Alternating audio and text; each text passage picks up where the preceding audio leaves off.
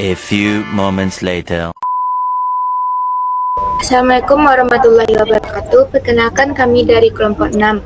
Kami akan memaparkan materi tentang perubahan paradigma bisnis telekomunikasi untuk memenuhi nilai mata kuliah manajemen telekomunikasi. Pada kelompok 6, kami beranggotakan 3 orang. Pertama ada saya Yumi Eka Suci Amala dengan NIM 2311072033.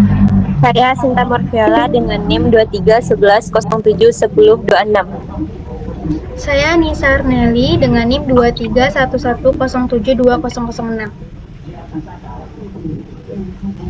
Pada materi kali ini, kami akan membahas tentang latar belakang, tujuan, regulasi telekomunikasi, dinamika dasar telekomunikasi, transformasi layanan, dan faktor lain yang mendorong perubahan.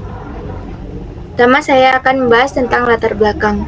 Industri telekomunikasi mengalami perubahan besar akibat pesatnya perkembangan internet, smartphone, dan aplikasi digital.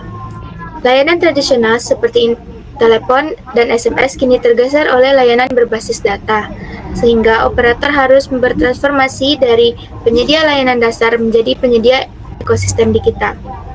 Selain itu, regulasi pemerintahan, persaingan dengan OTT global, serta kemajuan teknologi seperti 4G, 5G, cloud, dan IoT semakin mempercepat perubahan paradigma bisnis telekomunikasi. Kondisi ini menuntut operator untuk beradaptasi agar tetap kompetitif dan mampu memenuhi kebutuhan masyarakat yang semakin digital. Selanjutnya ada tujuan. 1. Menganalisis bagaimana regulasi telekomunikasi memengaruhi model bisnis dan strategi operator. Kedua, mengidentifikasi alasan persaingan bisnis telekomunikasi tidak hanya terjadi antar operator, tetapi juga meluas ke layanan OTT global. Yang ketiga ada menjelaskan pergeseran layanan dari voice atau SMS menuju layanan digital, serta implikasinya terhadap pendapatan dan model bisnis operator. Yang keempat, menggali berbagai faktor non-regulasi dan non-pasar yang turut memengaruhi perubahan paradigma bisnis telekomunikasi. Selanjutnya akan dilanjutkan oleh Anissa Arneli. Selanjutnya, regulasi telekomunikasi. Di Indonesia, regulasi telekomunikasi mengalami perubahan besar dari waktu ke waktu. Awalnya, industri telekomunikasi bersifat monopoli lewat Perumtel, kemudian berubah menjadi kompetisi dan hadirnya operator seperti Indosat, XL, dan Telkomsel. Regulasi juga mengatur pengelolaan spektrum untuk teknologi 3G, 4G, hingga 5G, termasuk aturan interkoneksi perlindungan konsumen dan penerapan Undang-Undang Perlindungan Data Pribadi pada tahun 2022.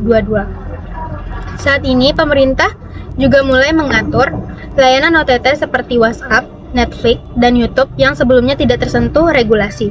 Intinya, regulasi harus bersifat adaptif agar industri tetap kompetitif dan inovatif. Selanjutnya, dinamika pasar telekomunikasi. Pasar telekomunikasi Indonesia bersifat oligopoli dengan 3 pemain utama yaitu Telkomsel, Indosat, dan XL. Namun, persaingan tidak hanya terjadi antar operator. Layanan OTT global ikut mengambil peran besar. Contohnya, WhatsApp yang menggantikan SMS, dan Netflix serta YouTube yang menghabiskan porsi trafik internetnya besar. Masalahnya, operator harus membangun dan merawat jaringan dengan biaya tinggi, tetapi sebagian besar keuntungan justru mengalir ke layanan OTT. Karena itu, operator mulai melakukan berbagai strategi seperti network sharing dan bundling dengan layanan digital. Selanjutnya yaitu transformasi layanan. Perubahan layanan telekomunikasi dapat dibagi menjadi 3 era. Pertama yaitu era voice dan SMS, yang mana pada era ini pendapatan utama operator berasal dari telepon dan SMS. Kedua, era data.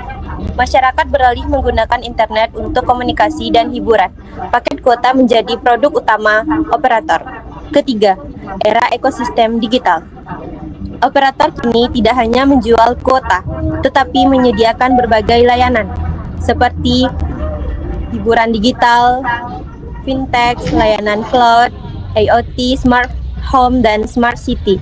Perubahan ini menunjukkan bahwa operator harus menjual pengalaman digital, bukan sekedar layanan koneksi. Selanjutnya yaitu faktor-faktor yang mendorong perubahan.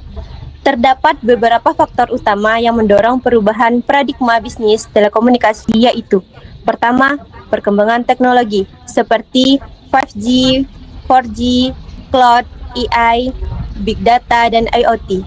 Kedua, perubahan perilaku konsumen yang semakin digital dalam belanja, komunikasi, dan hiburan. Ketiga, globalisasi, yaitu masuknya perusahaan besar seperti Google, Meta, dan TikTok. Keempat, kebijakan pemerintahan seperti Indonesia Digital Roadmap 2021 sampai 2024. Kelima, perubahan sosial ekonomi, termasuk harga smartphone yang semakin murah dan pandemi yang mempercepat digitalisasi. Selanjutnya yaitu kesimpulan. Sebagai kesimpulan, perubahan paradigma bisnis telekomunikasi terjadi karena kombinasi faktor regulasi, pasar, teknologi, dan perubahan perilaku masyarakat. Layanan voice dan SMS tidak lagi menjadi sumber pendapatan utama.